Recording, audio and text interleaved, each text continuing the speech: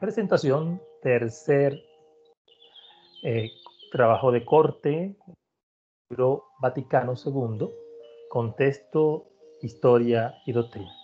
Quiero compartirles este trabajo que se hizo de manera organizada y pues lo primero que vamos a hacer es pues presentarles esta panorámica de lo que fue el Concilio Vaticano II. El libro Vaticano II, Contexto, Historia, Doctrina de Pablo Blanco Sarto, está conformado por 3 partes. En la primera parte presenta el contexto del Concilio Vaticano II. En su segunda parte presenta la historia en cada una de las sesiones o periodos en los cuales se trabajó el concilio. Y la tercera parte hace relación a toda la doctrina que se elaboró durante el concilio y en cada uno de sus documentos. En este libro, Pablo Blanco presenta en cada una de sus partes aspectos muy importantes del Concilio Vaticano II, como un acontecimiento significativo de renovación de la Iglesia Católica. Por ejemplo, en su primera parte se centra en el Papa Juan XXIII como profeta que convoca al concilio y que, movido por el Espíritu Santo, da cuenta de la necesidad de la Iglesia de resignificarse y comprender su relación con la sociedad y el mundo actual.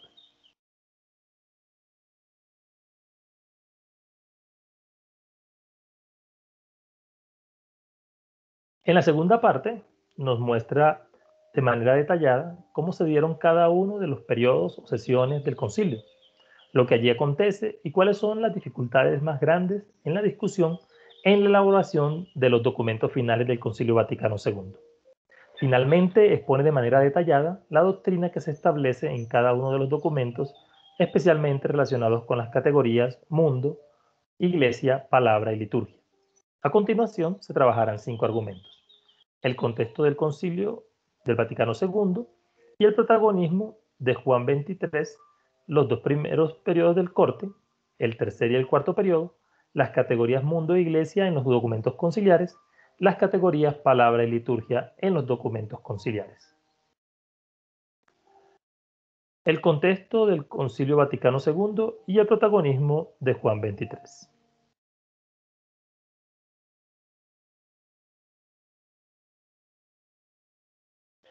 Se presentan a los papas que intervienen de modo directo en el concilio, como lo fueron especialmente San Juan XXIII, que fue considerado el profeta que lo convocó, y hasta el momento de la presentación de este libro, el beato Pablo VI, llamado el arquitecto, porque supo ayudar en la construcción de este concilio y sus documentos. Pero también se nombran a San Juan Pablo II y al actual Papa emérito Benedicto XVI, quienes eran unos jóvenes obispo y perito conciliar respectivamente. También al Papa Francisco se le menciona como un buen seguidor de las disposiciones conciliares, principalmente por su espíritu misionero.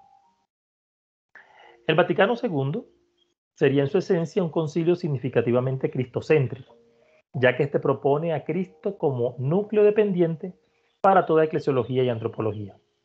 Cristo, la Iglesia y el mundo son los 3 círculos en los que se concentra todo el concilio y desde ahí se puede entender este. En él se presenta el cristianismo en toda su esencia, consistente en la fe en Dios, en su amor trinitario y en el encuentro personal y comunitario con Cristo, que es el orientador y guía de la vida de un creyente. Se propone que al conocer los textos del concilio se conozca el verdadero espíritu de este concilio que trajo la renovación de la Iglesia, su relación con la persona y el mundo. El 28 de octubre de 1958, Angelo Giuseppe Roncalli es elegido sumo pontífice de la Iglesia Católica, adoptando el nombre de Juan XXIII. Tenía en ese entonces 67 años. Era un hombre apacible con apariencia de cura párroco de pueblo que daba mucha confianza, razón por la cual lo llamarán el Papa Bueno. Fue una prioridad para él vivir su condición de pastor. También fue llamado el Papa de la Paz por su intervención entre Estados Unidos y Rusia.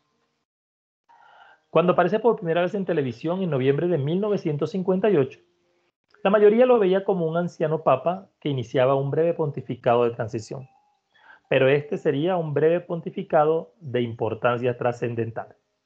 Ya el 25 de enero de 1959 asombraba al mundo convocando un concilio ecuménico, al cual llama Vaticano II, no, pero no para complementar el Vaticano I, sino para permitir que el Espíritu renovara la Iglesia y sus relaciones con la humanidad, la sociedad y el mundo.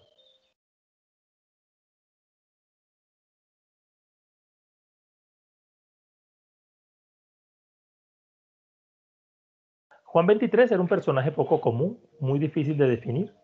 No era progresista ni conservador, sino que se definía como fiel al Evangelio, muy cercano a la tradición más antigua de la Iglesia, pero sobre todo sensible a las necesidades y requerimientos de los hombres y mujeres de su tiempo. Con este concilio, el Papa quería promover el desarrollo de la fe católica, renovar las costumbres y poner a punto a la doctrina cristiana. Durante la fase preparatoria del concilio, el Papa Juan XXIII hacía frecuentes visitas a las comisiones, leía atentamente las actas y documentos, haciendo sugerencias con mucha sabiduría y respetando la opinión de los integrantes de las comisiones. Juan XXIII fue el catalizador de los fervorosos deseos de cambio en la Iglesia, cuya naturaleza y alcance habrían de verificarse en el tiempo. Una de las características que reflejan cómo el Papa quería afrontar el concilio fue teniendo una actitud diferente con los teólogos al nombrarlos peritos en el concilio.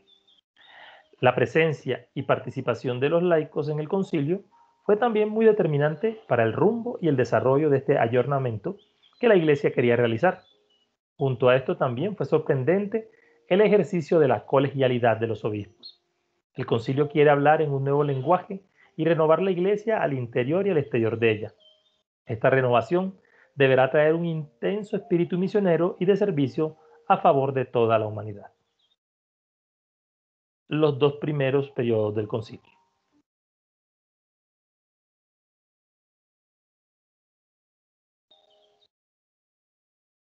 La convocatoria oficial al concilio ocurrió el 25 de diciembre de 1961. Se creó el reglamento de los trabajos conciliares. Fueron muchas las actividades previas desarrolladas en lo logístico para darle paso a la inauguración y posterior desarrollo del concilio. El papel de los medios de comunicación fue decisivo en todo el desarrollo del concilio, ya que ejercían fuerte presión desde fuera para comunicar a las personas el desarrollo de los acontecimientos. Esta primera etapa se desarrolló del 11 de octubre de 1962 al 8 de diciembre de 1962. La real universalidad del concilio se vio reflejada por la asistencia de 2.856 padres conciliares, pertenecientes a 79 países, 38% europeos, 31% americanos, 20% asiáticos y oceánicos y un 10% de África. El concilio inició su dinámica el 11 de octubre en medio de un ritual imponente y quizás excesivo para algunos, como es el caso de Ratzinger. La misa inaugural fue celebrada en latín, celebrada por el cardenal decano. El evangelio se proclama en griego, con peticiones en árabe y eslavo, según sugerencia de Juan XXIII. El discurso inaugural del concilio Gauder Mater Ecclesia fue dirigido a los que llamó profetas de las calamidades, pidiendo que miraran con mayor benevolencia al mundo.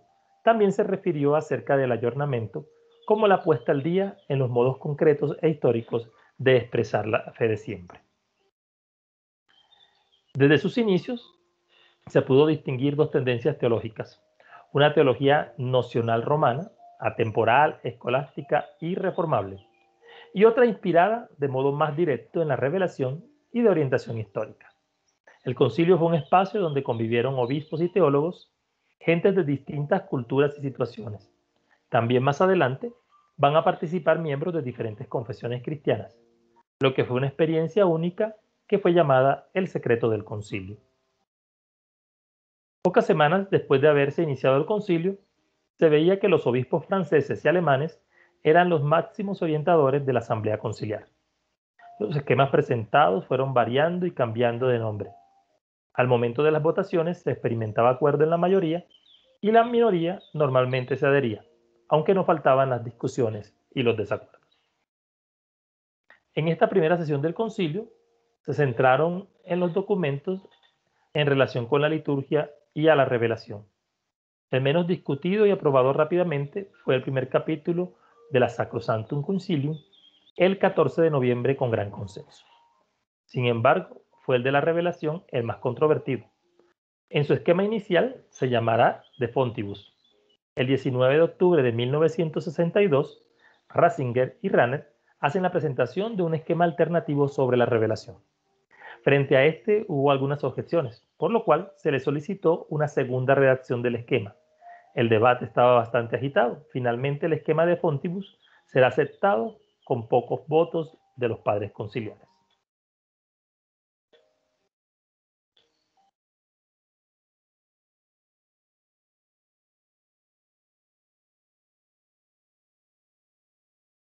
Los 79 esquemas iniciales se convertirán en la base de los 19 documentos conciliares, aunque tendrán que experimentar profundas modificaciones.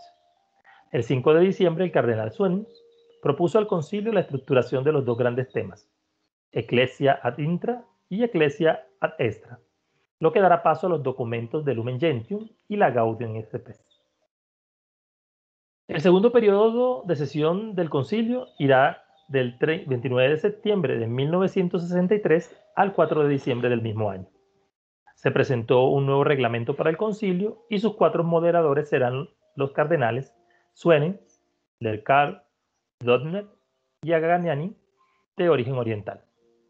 La muerte del Papa Juan XXIII en junio de 1963 dejó al concilio en una situación crítica. Pablo VI es elegido nuevo pontífice y será quien tome las riendas de la Iglesia en tan importante acontecimiento como lo era el concilio.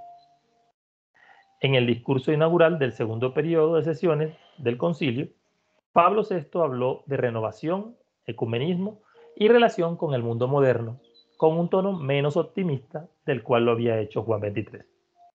En esta segunda sesión participaron 59 observadores externos y 9 invitados que pertenecían a 22 iglesias y comunidades cristianas.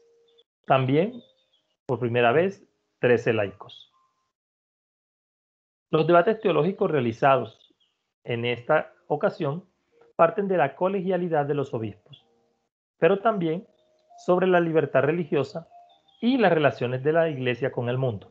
También estaba pendiente la Dei Verbum, la Lumen Gentium, entre tantas otras. La redacción de la Lumen Gentium fue ampliamente discutida y debatida precisamente por lo que implica la visión de la Iglesia desde una nueva mirada, pero que al final retorna a los comienzos de la comunidad primitiva cristiana. También se discutió sobre María y la propuesta de los títulos que la distinguirían. Aquí también se encontraron distintas posiciones de los padres conciliares.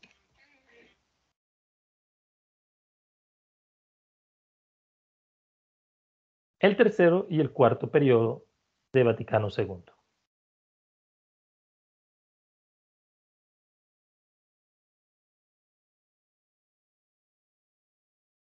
El 14 de septiembre empezó el tercer periodo de sesiones conciliares y terminó el 21 de noviembre de 1964. En esta oportunidad, el concilio abordó 13 de los esquemas que ya en su gran mayoría querían que este terminara pronto. En estos 3 meses se aprobaron la Constitución sobre la Iglesia, la Lumen Gentium, y el decreto sobre el ecumenismo, la Unitatis Redemptionis Gratia. Este tercer periodo contó con la presencia de 3.074 obispos.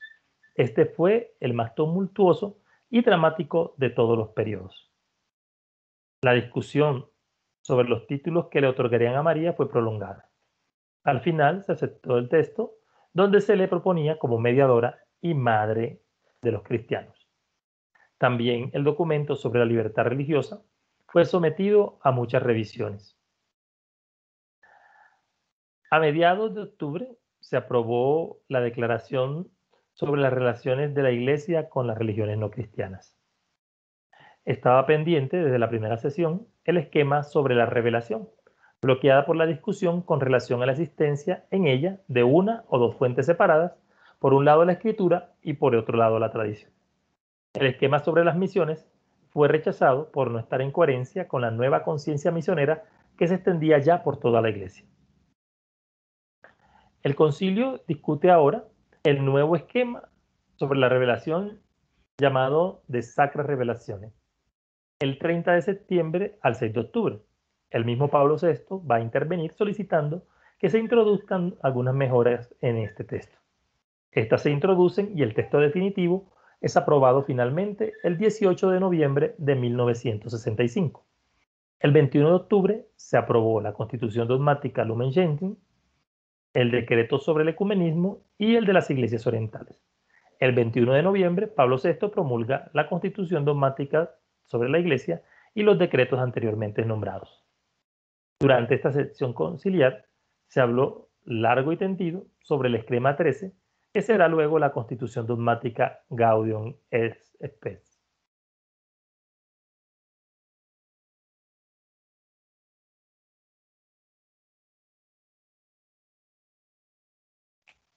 El 14 de septiembre comenzaría el cuarto y último periodo de las sesiones conciliares y que duraría hasta el 18 de diciembre.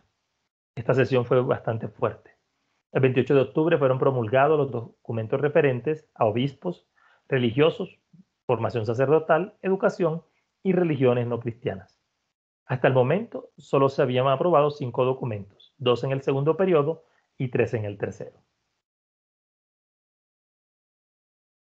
El 7 de octubre, el texto sobre la dimensión misionera de la Iglesia vuelve al aula conciliar para ser finalmente aprobada por una amplia mayoría tras 2 sucesivas correcciones. Fue el documento con mayor número de votos afirmativos de todos los documentos conciliares. Se realizan retoques a algunos textos, que no eran pocos. También estaban pendientes el referente a las religiones no cristianas y a los sacerdotes, lo mismo que la Dei Verbum y sobre la educación católica. Mientras los concilios anteriores se habían ocupado de condenar herejías y poner orden a la Iglesia, el Concilio Vaticano II propuso renovar toda la vida de la Iglesia como en ningún otro concilio anterior se hubiera hecho. El 7 de marzo de 1965, Pablo VI celebra la Eucaristía por primera vez en italiano, es decir, en lengua vernácula, como gesto para dar paso a la reforma litúrgica. El 18 de noviembre se aprobó la Constitución Dogmática Dei Verbum sobre la escritura en la vida de la Iglesia y el decreto sobre el apostolado de los laicos. El 7 de diciembre se aprueban 4 textos, más incluida la Constitución Pastoral Gaudium et Spes. Las categorías mundo e iglesia en los documentos conciliares.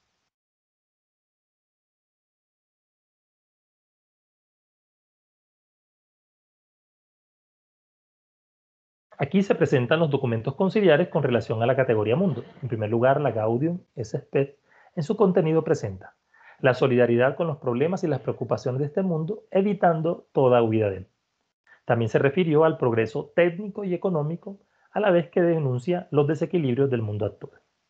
También trata sobre el dominio y el respeto que se debe tener, las desigualdades que llevan a las justas reivindicaciones, sobre todo en lo que se refiere a la diferencia entre los pueblos hambrientos y los pueblos opulentos. También se pronunció frente a utopías e ideologías y propuso anunciar para esto a Cristo resucitado. También tuvo en cuenta el mirar la persona y su condición humana y todo lo que tiene relación con su propia vida y sus dimensiones.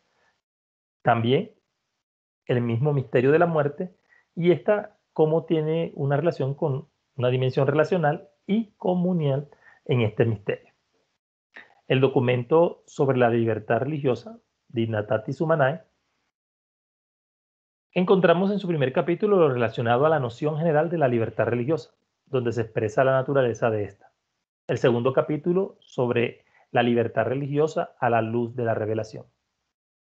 La declaración Nostra Aetate sobre las relaciones de la Iglesia con las religiones no cristianas, por ser el más breve de los documentos conciliares, en su contenido encontramos Dios como origen y fin común.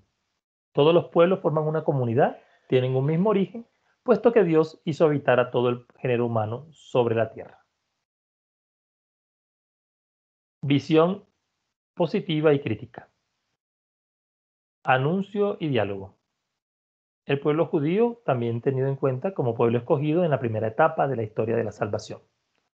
Con los musulmanes recordamos el patrimonio común de la creación y de la revelación en las figuras de Abraham, de Jesús y de María. También se habló aquí del respeto y la libertad religiosa.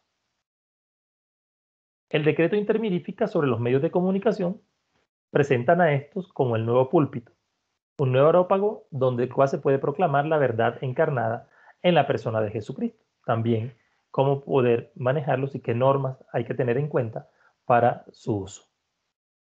El decreto adyentes sobre la actividad misionera de la Iglesia nos presenta lo siguiente. Arranca de la visión trinitaria histórica salvífica en sintonía con la Constitución sobre la Iglesia. Toda ella es misionera y por tanto todos los cristianos somos misioneros. También presenta la dimensión misionera de toda la Iglesia y el hecho de que las misiones se adaptan a las circunstancias particulares. Una afirmación muy importante será que también se da la salvación por fuera de la Iglesia.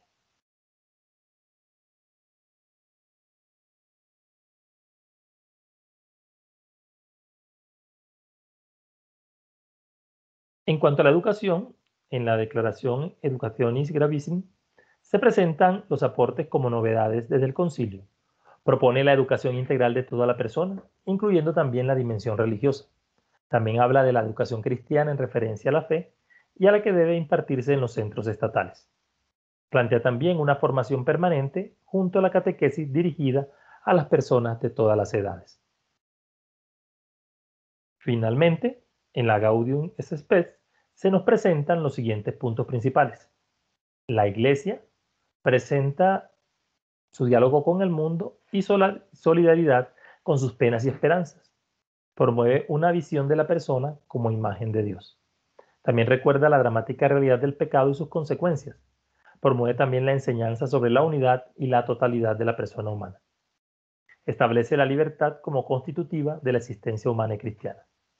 También presenta a la familia como una institución humana y cristiana en donde se realiza el creyente y finalmente manifiesta que la política y la economía deben estar al servicio de la persona, contribuyendo a promover la paz y el desarrollo.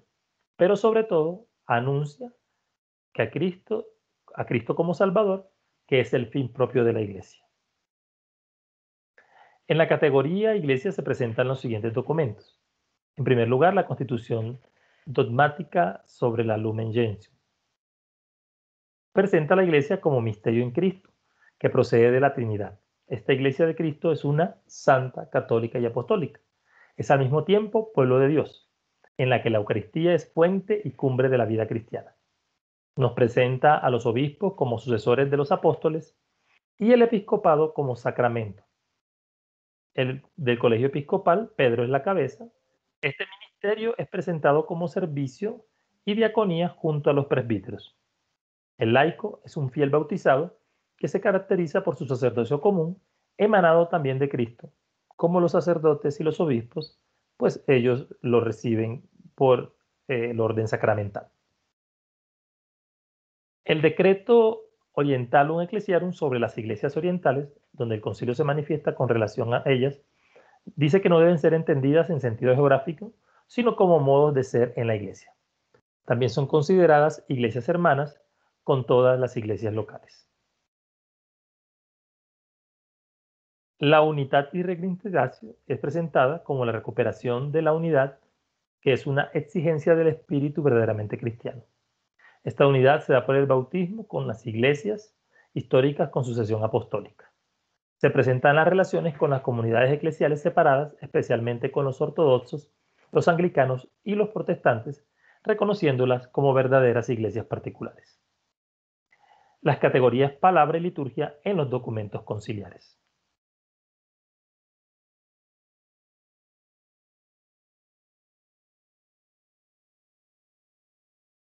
En la categoría palabra emerge por excelencia la constitución dogmática de Iberbio, en la cual se nos presenta la revelación como autocomunicación, ya que Dios quiso revelarse a sí mismo en la persona de Jesucristo y en su plan de salvación. Cristo revela el mensaje a través de sus palabras y sus obras, iluminando el misterio contenido en ellas. Se presenta la Escritura en la Iglesia como la voz viva del Evangelio en la Iglesia y por ella en el mundo. Se recupera el primado de la palabra de Dios desde la dimensión teológico-litúrgica. Ahora la interpretación de la palabra de Dios ha sido encomendada solo al magisterio vivo de la Iglesia, que está al servicio de esta palabra para enseñar puramente lo transmitido.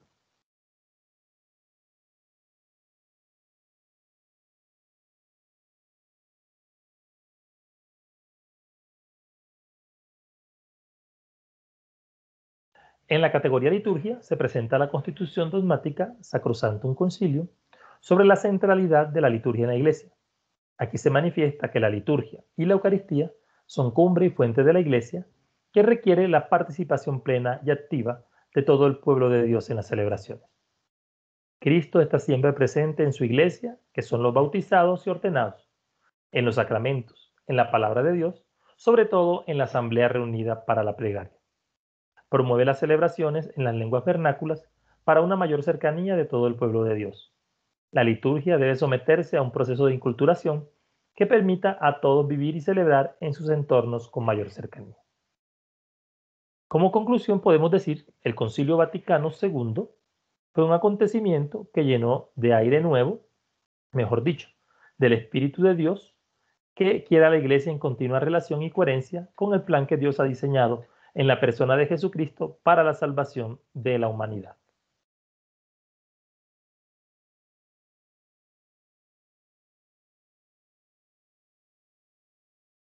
Con esta conclusión, pues hemos presentado el trabajo de este texto muy interesante que realmente recoge y tiene en él todos los aspectos importantes del Concilio Vaticano II. Muchas gracias.